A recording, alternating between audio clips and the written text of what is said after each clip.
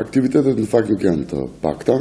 Ne për momentin bëhemi gati me provat e shfaqjes, e cila shfaqje do jetë pjesë e festivalit të Dibrës, shfaqja Paraja. Janë provat duke u zhvilluar. Në sajë të këtij festivali, faktikisht ne kemi edhe një projekt tjetër që besoj për audiencën më gjerë e din, teatrin në qytetin tënd. Kështu që ne këtë shfaqje kemi plan që televizim në për qytetet tjera të banuara me shqiptar, do thënë që është Gostivari, Kërçova, Struga, Dibra. Kështu që pas kësaj vazhde të rrugtimit të shfaqjeve tona, ne mendojmë një pjesë të madhe dhe të gjerë të repertorit që ne kemi të udhëtojmë në për qytetet shqiptare. Festivali në Dibër fillon më datë 22, 21, që do thotë sot nesër, deri në datë 27, nëse s'gabojmë.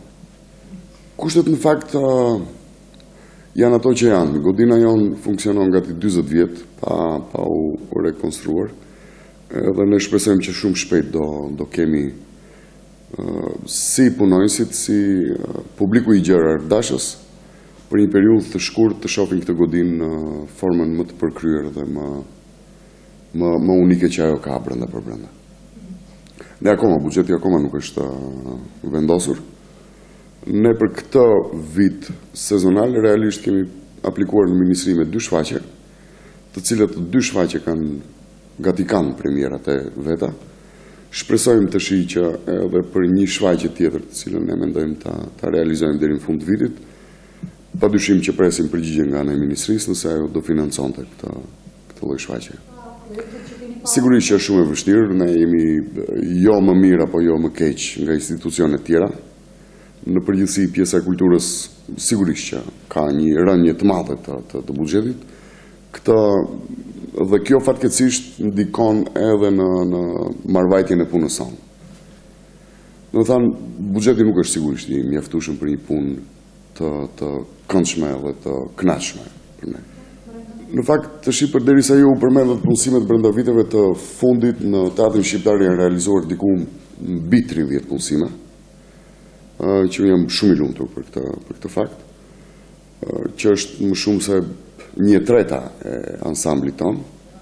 Kemi aktorë të rinë në punë, kemi staf teknik në punë. Do thënë, me stafin punonjës ne nuk qëndrojmë keq. Ne sigurisht që kemi bashkëpunim me teatrin e Kumanovës, që kemi bashkëpunim të thellë me teatrin e Tetovës. Në fakt, teatri i Tetovës shumë shpejt pati një premier, nga e cila premier pat 2 aktorë nga ansambli teatrit shqiptar të Shkupit. Kështu që ky lloj bashkëpunimi ka qenë, është edhe besoj që do eci të mbarën. Tash për të qenë sinqert, njëre para ju duhet ta keni parasysh që është bariera gjuhësore. Bariera gjuhësore që ekziston te ata, jo te ne. Ky lloj reciprociteti i bashkëpunimit në sferën artistike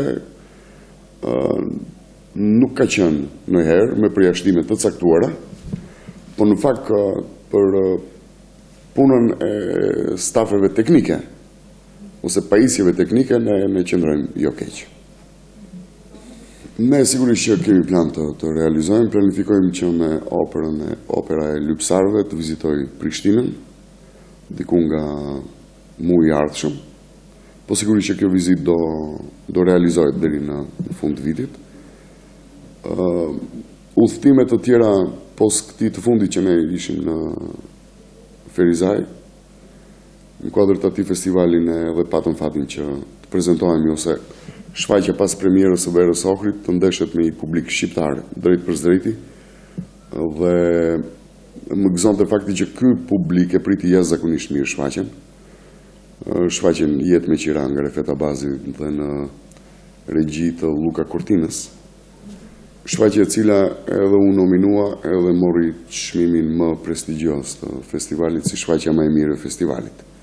Gjë e cila neve si ansambël na krenon për punën e profesionalizmit dhe vlerës artistike që ne prezantojmë. Kjo sigurisht që na shtyj akoma më shumë që ne të përsosemi në këtë lloj profesionalizmi, me shpresën që do krijojmë edhe kushte të reja dhe hapësira të reja për punën tonë që bëjmë. Në teatrin tonë ka shumë shfaqje, të cilët ne kemi në repertor. Siç është opera e lypsarëve, Generali Ushtisë vdekur, Gishti, Jetë me qira, dhe shumë të tjera, Paraja. Unë shpresoj që këto shfaqje do kenë mundësi që të vizitohen edhe nga publiku mbar shqiptar në vende të tjera të qyteteve tona. Unë besoj që edhe ata kanë të drejtën absolute për të pa vlerat artistike të këtij teatri.